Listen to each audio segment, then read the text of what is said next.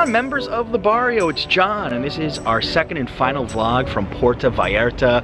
Tonight we're getting off the all-inclusive resort and partnering up again with TravelingSpoon.com, a company that puts travelers in touch with locals to have dinner or lunch at their house. And we're going to be doing exactly that tonight, having dinner with a local who happens to be a chef, and I think this is going to be one cool activity to do tonight. You had a good experience doing this in Merida. You ready for part two? Yeah, for sure. I'm always ready for part.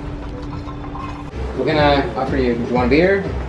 Yeah, sure. Yeah, that works. Yeah. Victoria, you tried it? Victoria is actually my favorite. Thank you. My favorite. Well, I'm Chef Manu. I'm trained in culinary arts in Guadalajara.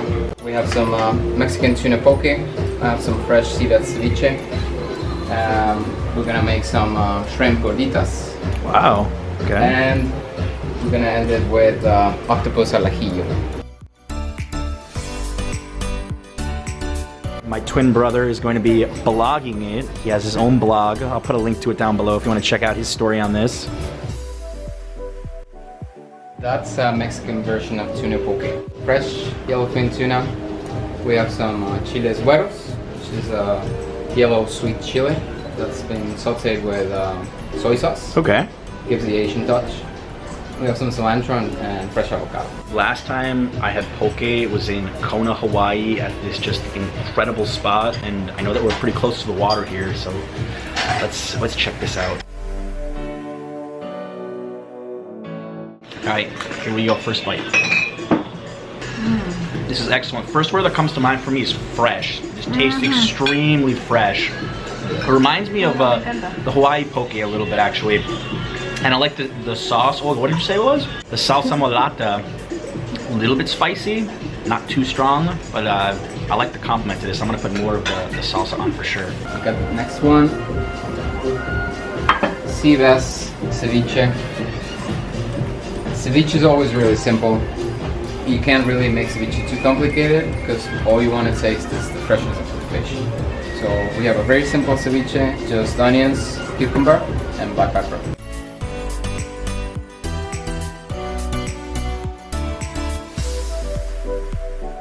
Adriana just said this is the only ceviche in her life that she's actually liked. I've had ceviche before in Peru. This does taste different, very fresh, very good. Trying to find the right words. There's just something about this that I'm really enjoying a lot. I live in the middle of the country. I live in San Luis Potosí. We don't have any ocean around us. So all the fish we eat comes from somewhere else. So it's not fresh. So I guess all the ceviche I tried before, it wasn't fresh at all. So it's like... And I think after that, after I grew up with this kind of ceviche, I thought all ceviche will taste like this one. Yeah. And I stopped trying it. Okay. And now, like, I felt adventurous, and I did it, and I love it. This is a marinated tortilla. We're gonna use as a base for the gordita. Marinated tortilla. Lightly fry them. This, you see, it's before they turn crispy.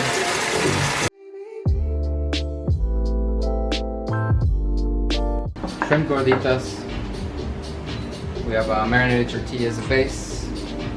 The influence from San Luis Potosí, which is carrots and potatoes.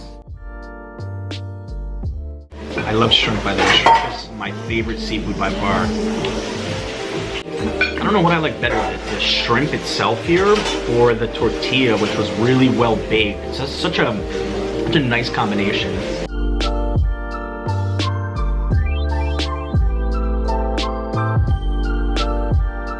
To say so far, compared to your typical restaurant experience, when you go to your chef's apartment, you actually see him cooking right in front of you, and it's nice because you see exactly what you're eating and what the ingredients are, and you can tell that it's almost ready. You smell it being prepared. Just a completely different experience than going to your typical restaurant in Puerto Vallarta. So that's Pulpo al Ajillo, or Octopus Al Ajillo. We have a fresh octopus from the region. There's chile guajillo, decent amount of garlic, and a bit of brandy. It's turned into this oily sauce. I did not know that octopus could taste this well. Olga said it before, I didn't put her on camera, but the way it was marinated just compliments the chef here. I think I've just had too many bad experiences with octopus where I've had it in like a soup or something and it just tasted too fishy or too, it's that strong Exactly.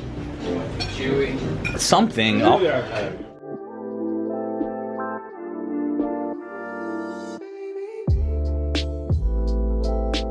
So we have dessert. We have smoked milk ice cream with hibiscus syrup and a little blossom chip. Right there.